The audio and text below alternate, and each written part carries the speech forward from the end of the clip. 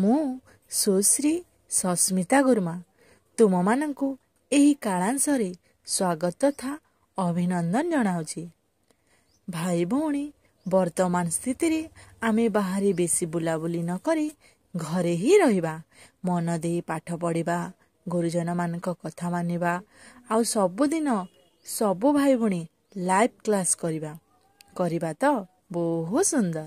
ସୁନା ଭାଇ ଭଉଣୀମାନେ, ଭାଇ ଭଉଣୀ, ଆଜି ମୁଁ ତୁମମାନଙ୍କୁ ଗପଟିଏ କହିବି, ମନ ଦେଇ ଶୁଣିବ।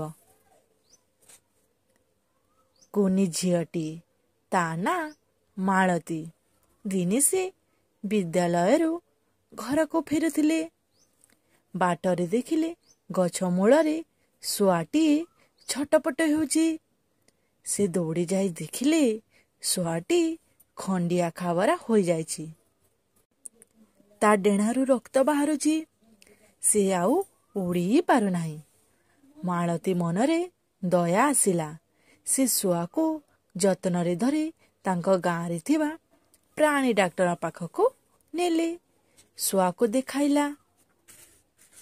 ଡାକ୍ତର ଶୁଆର କ୍ଷତ ଭଲ ଭାବରେ ସଫା କରି ମଲମ ଲଗାଇ ଦେଲେ। କିଛି ଔଷଧ ଖାଇବା ପାଇଁ ମଧ୍ୟ ଦେଲେ। ମାଳତୀ କ'ଣ କଲେ ଜାଣିଛ?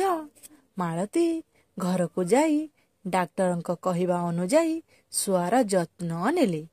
ତାକୁ ପାଚିଲା ପିଜୁଳି ଖାଇବାକୁ ଦେଲେ। ଔଷଧ ମଧ୍ୟ ଖୁଆଇ ଦେଲେ। 4-5 ଦିନ ପରେ ଶୁଆଟି ଭଲ ହୋଇ ଆସିଲା। ମାଳତୀ ଶୁଆକୁ ତା ସାଙ୍ଗସାଥିମାନଙ୍କ ପାଖକୁ ଉଡ଼ିଯିବା ପାଇଁ ସେ ଗଛ ପାଖରେ ନେଇ ଛାଡ଼ିଦେଲେ।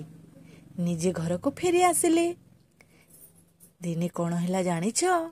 ଦିନେ ରାତିରେ ମାଳତୀ ଶୋଇଥାନ୍ତି। ସକାଳୁ ସକାଳୁ କିଏ ଜଣେ ତା ଝରକା ପାଖରେ ମାଳତୀ ନାନୀ ସକାଳ ହେଲାଣି, ମାଳତୀ ନାନୀ ସକାଳ ହେଲାଣି କହି ଉଠେଇ ଦେଲା। ମାଳତୀ ସେଜରୁ ଉଠି ଝରକା ଖୋଲି ଦେଖିଲା ବେଳକୁ ସେଇ ଶୁଆଟି ବସିଛି। ମାଳତୀ ଖୁସି ହୋଇ ଶୁଆଟିକୁ ଆଣି ଗେଲ କଲା, କିଛି ଖାଇବାକୁ ଦେଲା, ପୁଣି ଉଡ଼ାଇ ଦେଲା।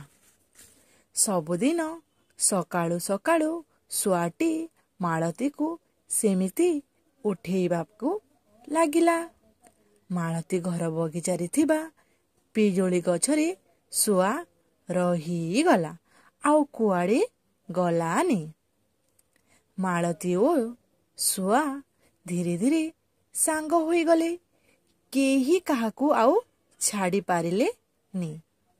ମାଳତୀର ବାପା ମା ଏହା ଦେଖି ବହୁତ ଖୁସି ହେଲେ। ଦେଖିଲ ତ ଭାଇ ଭଉଣୀ, ଏହି ଗପର ନାମ କ'ଣ କୁହ ତ? ଏହି ଗପର ନାମ ହେଉଛି ଶୁଆ ଓ ମାଳତୀ।